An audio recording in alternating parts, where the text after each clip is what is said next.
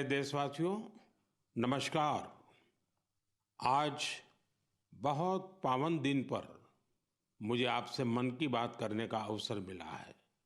आज चैत्र माह के शुक्ल पक्ष की प्रतिपदा तिथि है। आज से चैत्र नवरात्र की शुरुआत हो रही है। आज से भारतीय नववर्ष का भी आरंभ हो रहा है। इस बार विक्रम संवत 2082 शुरू हो रहा है। इस समय मेरे सामने आपकी ढेर सारी चिट्ठियां रखी हुई है। कोई बिहार से हैं, कोई बंगाल से, कोई तमिलनाडु से हैं, कोई गुजरात से हैं। इनमें बड़े रोचक तरीके से लोगों ने अपने मन की बातें लिखकर भेजी है। कई सारी चिट्ठियों में शुभकामनाएं भी हैं, बधाई संदेश भी हैं। लेकिन आज मेरा मन करता है कुछ संदेशों को आपको सुनाऊं। सर्वारिगु युगादि हब्बद शुभाशय गड़ु। अगला संदेश है अंदरिकी उगादि शुभाकांक्षलु। अब एक और चिट्ठी में लिखा है संवसार पाड़व्यार्ची परबी। अगले संदेश में लिखा गया है गुड़ी पाड़वा निमित्त हार्दिक शुभेच्छा। हमारे एक साथी ने लिखा है एल्लावरक्कुम विशु आशम शगल। एक और संदेश है इनिये पुथांडु नल्लवाल थुक्कल। साथियों, आप ये तो समझ गए होंगे कि अलग अलग भाषाओं में भेजे गए संदेश हैं, लेकिन क्या आप इसकी वजह जानते हैं? यही तो वो खास बात है जो आज मुझे आपसे साझा करनी है। हमारे देश के अलग अलग राज्यों में आज और अगले कुछ दिनों में नववर्ष शुरू हो रहे हैं और ये सभी संदेश नववर्ष और विभिन्न पर्वों की बधाइयों के हैं। इसलिए मुझे अलग अलग भाषाओं में लोगों ने शुभकामनाएं भेजी हैं। साथियों, आज कर्नाटका में, आंध्र प्रदेश, तेलंगाना में उगादि का पर्व बहुत धूमधाम से मनाया जा रहा है। आज ही महाराष्ट्र में गुड़ी पड़वा मनाया जा रहा है। विविधता भरे हमारे देश में अलग अलग राज्यों में अगले कुछ दिन में असम में रोंगाली बिहू, बंगाल में पोइला बोईशाख, कश्मीर में नवरेह का उत्सव मनाया जाएगा। इसी तरह 13 से 15 अप्रैल के बीच देश के अलग अलग हिस्सों में त्योहारों की जबरदस्त धूम दिखेगी। इसे लेकर भी उत्साह का माहौल है और ईद का त्योहार तो आ ही रहा है। यानी ये पूरा महीना त्योहारों का है, पर्वों का है। मैं देश के लोगों को इन त्योहारों की बहुत बहुत बधाई देता हूं। हमारे ये त्योहार भले ही अलग अलग क्षेत्रों में हो, लेकिन ये दिखाते हैं कि भारत की विविधता में भी कैसे एकता पिरोई हुई है। इस एकता की भावना को हमें निरंतर मजबूत करते चलना है। साथियों, जब परीक्षाएं आती हैं तो युवा साथियों के साथ मैं परीक्षा पे चर्चा करता हूं। अब परीक्षाएं हो चुकी हैं। बहुत सारे स्कूलों में तो दोबारा क्लास शुरू होने की तैयारी हो रही है। इसके बाद गर्मी की छुट्टियों का समय भी आने वाला है। साल के इस समय का बच्चों को बहुत इंतजार रहता है। मुझे तो अपने बचपन के दिन याद आ गए जब मैं और मेरे दोस्त दिन भर कुछ ना कुछ उत्पात मचाते रहते थे, लेकिन साथ ही हम कुछ कंस्ट्रक्टिव भी करते थे, सीखते भी थे। गर्मियों के दिन बड़े होते हैं। इसमें बच्चों के पास करने को बहुत कुछ होता है। ये समय किसी नई हॉबी को अपनाने के साथ ही अपने हुनर को और तराशने का भी है। आज बच्चों के लिए ऐसे प्लेटफॉर्म की कमी नहीं जहां वे काफी कुछ सीख सकते हैं। जैसे कोई संस्था टेक्नोलॉजी कैंप चला रही हो तो बच्चे वहाँ ऐप बनाने के साथ ही ओपन सोर्स सॉफ्टवेयर के बारे में जान सकते हैं। अगर कहीं पर्यावरण की बात हो, थिएटर की बात हो या लीडरशिप की बात हो, ऐसे विविध विविध विषय के कोर्स होते रहते हैं, तो उससे भी जुड़ सकते हैं। ऐसे कई स्कूल हैं जो स्पीच या तो ड्रामा सिखाते हैं। ये बच्चों को बहुत काम आते हैं। इन सब के अलावा आपके पास इन छुट्टियों में कई जगह चल रहे वॉलेंटियर एक्टिविटीज, सेवा कार्यों से भी जुड़ने का अवसर है। ऐसे कार्यक्रमों को लेकर मेरा एक विशेष आग्रह है। अगर कोई संगठन, कोई स्कूल या सामाजिक संस्थाएं या तो फिर साइंस सेंटर ऐसी समर एक्टिविटीज करवा रहे हो तो इसे हैशटैग माई हॉलीडेज के साथ जरूर शेयर करें।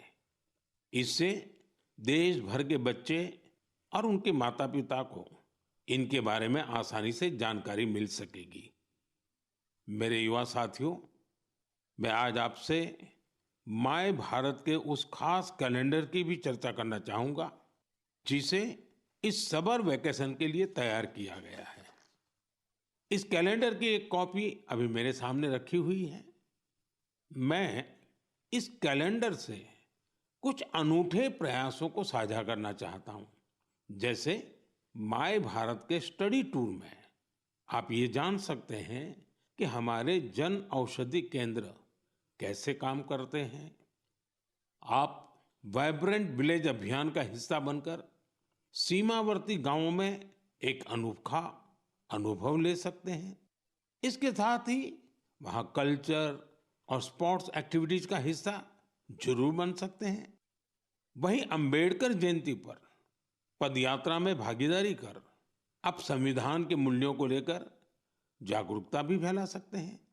बच्चों और उनके माता पिता से भी मेरा विशेष आग्रह है कि वे छुट्टियों के अनुभवों को हैशटैग हॉलीडे मेमोरीज के साथ जरूर साझा करें। मैं आपके अनुभवों को आगे आने वाली मन की बात में शामिल करने का प्रयास करूंगा। मेरे प्यारे देशवासियों, गर्मी का मौसम शुरू होते ही शहर शहर, गांव गांव पानी बचाने की तैयारियां भी शुरू हो जाती हैं। अनेक राज्यों में वाटर हार्वेस्टिंग से जुड़े कामों ने, जल संरक्षण से जुड़े कामों ने नई तेजी पकड़ी है। जल शक्ति मंत्रालय और अलग-अलग स्वयंसेवी संस्थाएं इस दिशा में काम कर रही हैं। देश में हजारों कृत्रिम तालाब, check dam, borewell recharge, community soakpit का निर्माण हो रहा है। हर साल की तरह इस बार भी कैच द रेन अभियान के लिए कमर कस ली गई है। ये अभियान भी सरकार का नहीं बल्कि समाज का है, जनता जनार्दन का है। जल संरक्षण से ज्यादा लोगों को जोड़ने के लिए जल संचय जन भागीदारी अभियान भी चलाया जा रहा है। प्रयास यही है कि जो प्राकृतिक संसाधन हमें मिले हैं उसे हमें अगली पीढ़ी तक सही सलामत पहुंचाना है। साथियों, बारिश की बूंदों को संरक्षित करके हम बहुत सारा पानी बर्बाद होने से बचा सकते हैं। पिछले कुछ सालों में इस अभियान के तहत देश के कई हिस्सों में जल संरक्षण के अभूतपूर्व कार्य हुए हैं। मैं आपको एक दिलचस्प आंकड़ा देता हूं। पिछले 7-8 साल में नए बने टैंक, पॉन्ड और अन्य वाटर रिचार्ज स्ट्रक्चर से 11 बिलियन क्यूबिक मीटर, उससे भी ज्यादा पानी का संरक्षण हुआ है। अब आप सोचेंगे कि 11 बिलियन क्यूबिक मीटर पानी कितना पानी होता है। साथियों, भाखड़ा नांगल बांध में जो पानी जमा होता है उसकी तस्वीरें तो आपने जरूर देखी होगी। ये पानी गोविंद सागर झील का निर्माण करता है। इस झील की लंबाई ही 90 किलोमीटर से ज्यादा है। इस झील में भी 9-10 बिलियन क्यूबिक मीटर से ज्यादा पानी संरक्षित नहीं हो सकता है। सिर्फ 9-10 बिलियन क्यूबिक मीटर। और देशवासियों ने अपने छोटे छोटे प्रयास से देश के अलग अलग हिस्सों में 11 बिलियन क्यूबिक मीटर पानी के संरक्षण का इंतजाम कर दिया है ना ये शानदार प्रयास। साथियों, इस दिशा में कर्नाटका के गडक जिले के लोगों ने भी मिसाल कायम की है। कुछ साल पहले यहाँ के 2 गांवों की झीलें पूरी तरह सूख गई। एक समय ऐसा भी आया जब वहां पशुओं के पीने के लिए भी पानी नहीं बचा। धीरे धीरे झील घास फूस और झाड़ियों से भर गई। लेकिन गांव के कुछ लोगों ने झील को पुनर्जीवित करने का फैसला किया और काम में जुट गए। और कहते हैं ना, जहां चाह वहां राह। गांव के लोगों के प्रयास देखकर आसपास की सामाजिक संस्थाएं भी उनसे जुड़ गई। सब लोगों ने मिलकर कचरा और कीचड़ साफ किया और कुछ समय बाद झील वाली जगह बिल्कुल साफ हो गई। अब लोगों को इंतजार है बारिश के मौसम का। वाकई ये कैच द रेन अभियान का शानदार उदाहरण है। साथियों, आप भी सामुदायिक स्तर पर ऐसे प्रयासों से जुड़ सकते हैं। इस जन आंदोलन को आगे बढ़ाने के लिए आप अभी से योजना जरूर बनाइए। और आपको एक और बात याद रखनी है, हो सके तो गर्मियों में अपने घर के आगे मटके में ठंडा जल जरूर रखिए। घर की छत पर या बरामदे में भी पक्षियों के लिए पानी रखिए। देखिएगा, ये पुण्य कार्य करके आपको कितना अच्छा लगेगा। साथियों, मन की बात में अब बात हौसलों के उड़ान की, चुनौतियों के बावजूद जज्बा दिखाने की। कुछ ही दिन पहले संपन्न हुए खेलो इंडिया पैरा गेम्स में एक बार फिर खिलाड़ियों ने अपनी लगन और प्रतिभा से सबको हैरान कर दिया। इस बार पहले से ज्यादा खिलाड़ियों ने इन खेलों में हिस्सा लिया। इससे पता चलता है कि पैरा स्पोर्ट्स कितना पॉपुलर हो रहा है। मैं खेलो इंडिया पैरा गेम्स में हिस्सा लेने वाले सभी खिलाड़ियों को उनके शानदार प्रयासों के लिए बधाई देता हूं। हरियाणा, तमिलनाडु और यूपी के खिलाड़ियों को पहला, दूसरा और तीसरा स्थान हासिल करने के लिए शुभकामनाएं देता हूं। इन खेलों के दौरान हमारे दिव्यांग खिलाड़ियों ने 18 राष्ट्रीय रिकॉर्ड भी बनाए, जिनमें से 12 तो हमारी महिला खिलाड़ियों के नाम रहे। इस बार के खेलो इंडिया पैरा गेम्स में गोल्ड मेडल जीतने वाले आर्म रेसलर जॉबी मैथ्यू ने मुझे चिट्ठी लिखी है। मैं उनके पत्र के कुछ हिस्से को पढ़कर सुनाना चाहता हूं। उन्होंने लिखा है, मेडल जीतना बहुत खास होता है, लेकिन हमारा संघर्ष सिर्फ पोडियम पर खड़े होने तक सीमित नहीं है। हम हर रोज एक लड़ाई लड़ते हैं। जीवन कई तरीके से हमारी परीक्षा लेता है। बहुत कम लोग हमारे संघर्ष को समझ पाते हैं।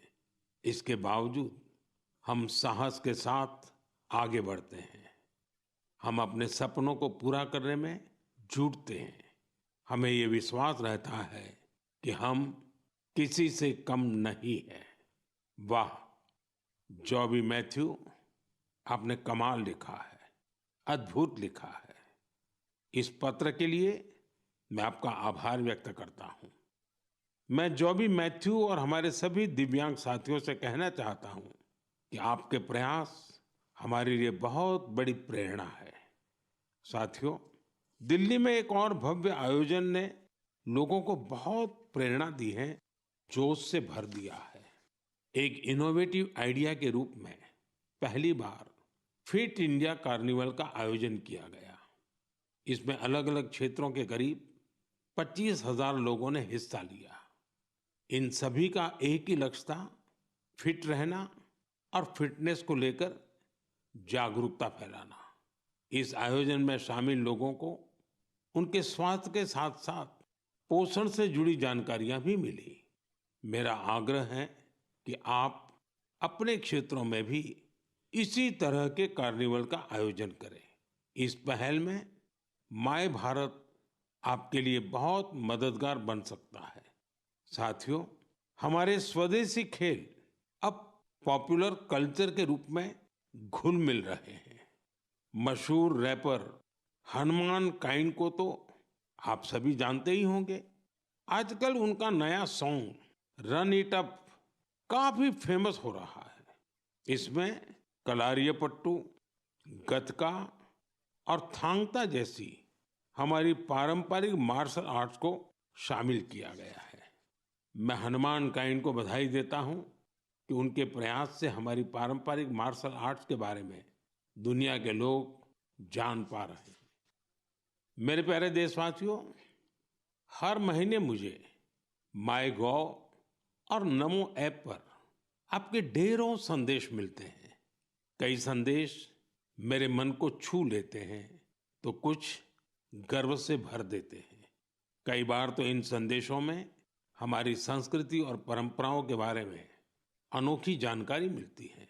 इस बार जिस संदेश ने मेरा ध्यान खींचा उसे मैं आपसे साझा करना चाहता हूं। वाराणसी के अथर्व कपूर, मुंबई के आर्यश लिखा और अत्रेय मान ने मेरी हाल की मॉरिशस यात्रा पर अपनी भावनाएं लिखकर भेजी है। उन्होंने लिखा है, इस यात्रा के दौरान गीत गवई की परफॉर्मेंस से उन्हें बहुत आनंद आया।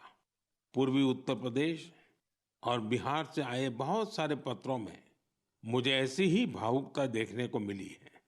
मॉरिशस में गीत गवई की शानदार परफॉर्मेंस के दौरान मैंने वहां जो महसूस किया वो वाकई अद्भुत है। साथियों, जब हम जड़ से जुड़े रहते हैं तो कितना ही बड़ा तूफान आए, तूफान हमें उखाड़ नहीं पाता। आप कल्पना करिए, करीब 200 साल पहले भारत से कई लोग गिरमिटिया मजदूर के रूप में मॉरिशस गए थे। किसी को नहीं पता था कि आगे क्या होगा, लेकिन समय के साथ वे वहां रस बस गए। मॉरिशस में उन्होंने अपनी एक बड़ी पहचान बनाई। उन्होंने अपनी विरासत को सहेज कर रखा और जड़ों से जुड़े रहे। मॉरिशस ऐसा अकेला उदाहरण नहीं है। पिछले साल जब मैं गयाना गया था तो वहां की चौताल परफॉर्मेंस ने मुझे बहुत प्रभावित किया था। साथियों, अब मैं आपको एक ऑडियो सुनाता हूं।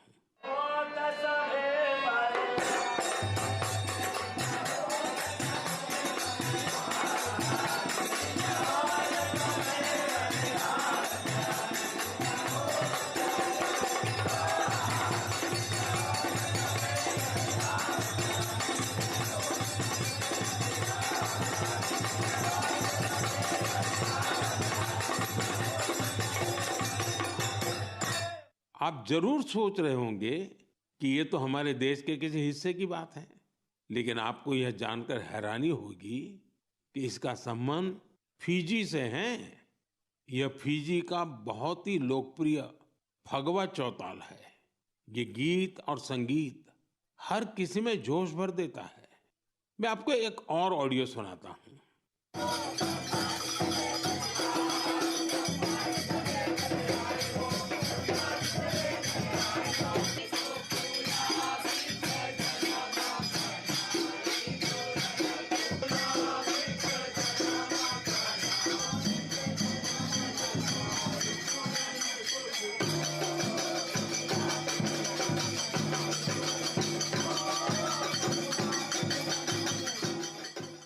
ये ऑडियो सूरीनाम का चौताल है।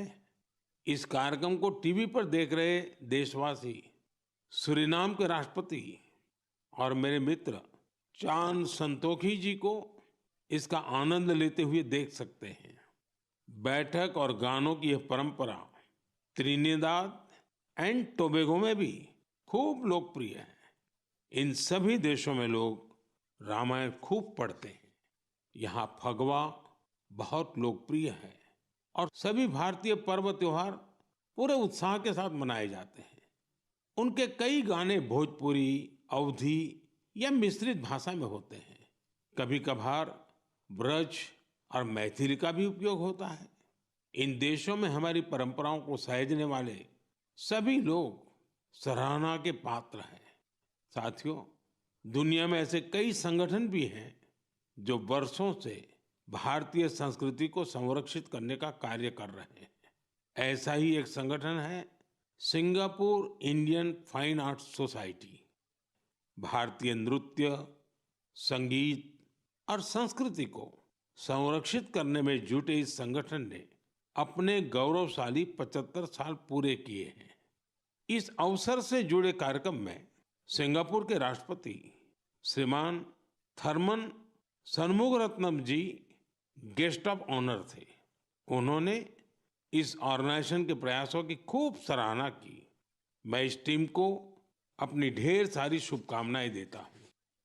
साथियों, मन की बात में हम देशवासियों की उपलब्धियों के साथ ही अक्सर सामाजिक विषयों को भी उठाते हैं। कई बार चुनौतियों पर भी चर्चा होती है। इस बार मन की बात में मैं एक ऐसी चुनौती के बारे में बात करना चाहता हूं जो सीधे हम सब से जुड़ी हुई है। ये चुनौती है टेक्सटाइल वेस्ट की। आप सोच रहे होंगे, ये टेक्सटाइल वेस्ट क्या नई बला आ खड़ी हुई है? दरअसल टेक्सटाइल वेस्ट पूरी दुनिया के लिए नई चिंता की एक बड़ी वजह बन गया है। आजकल दुनिया भर में पुराने कपड़ों को जल्द से जल्द हटाकर नए कपड़े लेने का चलन बढ़ रहा है। क्या आपने सोचा है कि जो पुराने कपड़े आप पहनना छोड़ देते हैं, उनका क्या होता है? यही टेक्सटाइल वेस्ट बन जाता है। इस विषय में बहुत सारी ग्लोबल रिसर्च हो रही है। एक रिसर्च में ये सामने आया है, सिर्फ 1% से भी कम टेक्सटाइल वेस्ट को नए कपड़ों में रिसाइकिल किया जाता है। एक टेक्सटाइल वेस्ट निकलता है। यानी चुनौती हमारे सामने भी बहुत बड़ी है। लेकिन मुझे खुशी है कि हमारे देश में इस चुनौती से निपटने के लिए कई सराहनीय प्रयास किए जा रहे हैं। कई भारतीय स्टार्टअप्स ने टेक्सटाइल रिकवरी फैसिलिटीज पर काम शुरू किया है।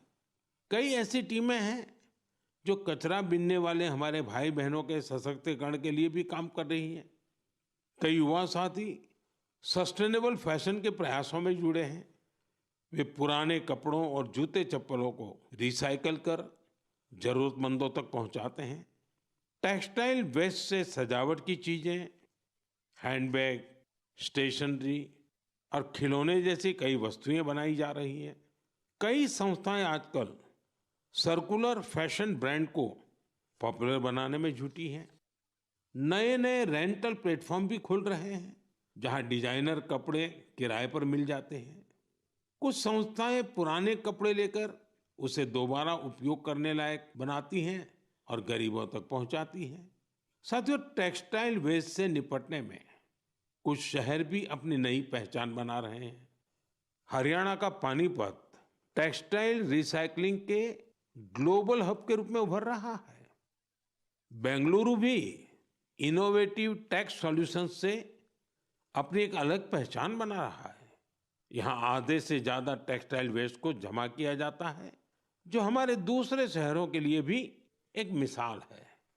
इसी प्रकार तमिलनाडु का तिरुपुर वेस्ट वाटर ट्रीटमेंट और रिन्यूएबल एनर्जी के माध्यम से टेक्सटाइल वेस्ट मैनेजमेंट में जुटा हुआ है। मेरे प्यारे देशवासियों, आज फिटनेस के साथ साथ काउंट का बड़ा रोल हो गया है। एक दिन में कितने स्टेप्स चले, इसका काउंट। एक दिन में कितनी कैलोरीज खाई, इसका काउंट। कितनी कैलोरीज बर्न की, इसका काउंट। इतने सारे काउंट्स के बीच एक और काउंटडाउन शुरू होने वाला है, इंटरनेशनल योगा डे का काउंटडाउन। योग दिवस में अब 100 दिन से भी कम समय रह गया है। अगर आपने अपने जीवन में अब तक योगा को शामिल नहीं किया है, तो अब जरूर कर लीजिए। अभी देर नहीं हुई है। 10 साल पहले 21 जून 2015 को पहला अंतर्राष्ट्रीय योग दिवस मनाया गया था। अब तो इस दिन ने योग के एक विराट महोत्सव का रूप ले लिया है। मानवता को भारत की ओर से यह एक ऐसा अनमोल उपहार है जो भविष्य की पीढ़ी के बहुत काम आने वाला है। साल 2025 के योग दिवस की थीम रखी गई है, yoga for one earth one health, यानी हम योग के जरिए पूरे विश्व को स्वस्थ बनाने की कामना करते हैं। साथियों, यह हम सबके लिए गर्व करने वाली बात है कि आज हमारे योग और ट्रेडिशनल मेडिसिन को लेकर पूरी दुनिया में जिज्ञासा बढ़ रही है। बड़ी संख्या में युवा योग और आयुर्वेद को वेलनेस का एक बेहतरीन माध्यम मानकर इसे अपना रहे हैं। अब जैसे साउथ अमेरिका का देश चिली है, वहाँ आयुर्वेद तेजी से लोकप्रिय हो रहा है। पिछले साल मैं ब्राजील की यात्रा के दौरान चिली के राष्ट्रपति से मिला था। आयुर्वेद की इस पॉपुलैरिटी को लेकर हमारे बीच काफी चर्चा हुई थी। मुझे सोमोस इंडिया नाम की टीम के बारे में पता चला है।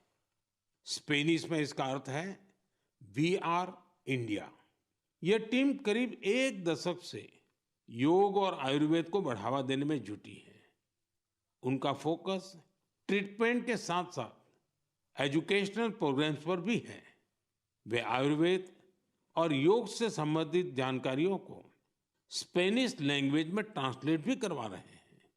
सिर्फ पिछले वर्ष की बात करें तो उनके अलग अलग इवेंट्स और कोर्सेज में करीब 9,000 लोगों ने हिस्सा लिया था। मैं इस टीम से जुड़े सभी लोगों को उनके इस प्रयास के लिए बहुत बहुत बधाई देता हूं। मेरे प्यारे देशवासियों, मन की बात में अब एक चटपटा सा और अटपटा सा सवाल। आपने कभी फूलों की यात्रा के बारे में सोचा है? पेड़ पौधों से निकले कुछ फूलों की यात्रा मंदिरों तक होती है। कुछ फूल घर को सुंदर बनाते हैं, कुछ इत्र में घुलकर हर तरफ खुशबू फैलाते हैं। लेकिन आज मैं आपको फूलों की एक और यात्रा के बारे में बताऊंगा। आपने महुआ के फूलों के बारे में जरूर सुना होगा। हमारे गांवों और खास करके आदिवासी समुदाय के लोग इसके महत्व के बारे में अच्छी तरह जानते हैं। देश के कई हिस्सों में महुआ के फूलों की यात्रा अब एक नए रास्ते पर निकल पड़ी है। मध्य प्रदेश के छिंदवाड़ा जिले में महुआ के फूल से कुकीज बनाए जा रहे हैं। राजाखो गांव की 4 बहनों के प्रयास से ये कुकीज बहुत लोकप्रिय हो रहे हैं। इन महिलाओं का जज्बा देखकर एक बड़ी कंपनी ने इन्हें फैक्ट्री में काम करने की ट्रेनिंग दी। इनसे प्रेरित होकर गांव की कई महिलाएं इनके साथ जुड़ गई हैं। इनके बनाए महुआ कुकीज की मांग तेजी से बढ़ रही है। तेलंगाना के आदिलाबाद जिले में भी 2 बहनों ने महुआ के फूलों से नया एक्सपेरिमेंट किया है। वो इनसे तरह तरह के पकवान बनाती हैं, जिन्हें लोग बहुत पसंद करते हैं। उनके पकवानों में आदिवासी संस्कृति की मिठास भी है। साथियों, मैं आपको एक और शानदार फूल के बारे में बताना चाहता हूँ और इसका नाम है कृष्ण कमल। क्या आप गुजरात के एकता नगर में स्टैच्यू ऑफ यूनिटी को देखने गए हैं? स्टैच्यू ऑफ यूनिटी के आसपास आपको ये कृष्ण कमल बड़ी संख्या में दिखेंगे। ये फूल पर्यटकों का मन मोह लेते हैं। ये कृष्ण कमल एकता नगर के आरोग्य वन, एकता नर्सरी, विश्व वन और मियावाकी फॉरेस्ट में आकर्षण का केंद्र बन चुके हैं। यहाँ योजनाबद्ध तरीके से लाखों की संख्या में कृष्ण कमल के पौधे लगाए गए हैं। आप भी अपने आसपास देखेंगे तो आपको फूलों की दिलचस्प यात्राएं दिखेगी। आप अपने क्षेत्र में फूलों की ऐसी अनोखी यात्रा के बारे में मुझे भी लिखिएगा। मेरे प्यारे साथियों, आप मुझे हमेशा की तरह अपने विचार, अनुभव और जानकारियां साझा करते रहें। हो सकता है आपके आसपास कुछ ऐसा हो रहा हो जो सामान्य लगे, लेकिन दूसरों के लिए वो विषय बहुत रोचक और नया होगा। अगले महीने हम फिर मिलेंगे और देशवासियों की उन बातों की चर्चा करेंगे जो हमें प्रेरणा से भर देती हैं। आप सबका बहुत बहुत धन्यवाद। नमस्कार।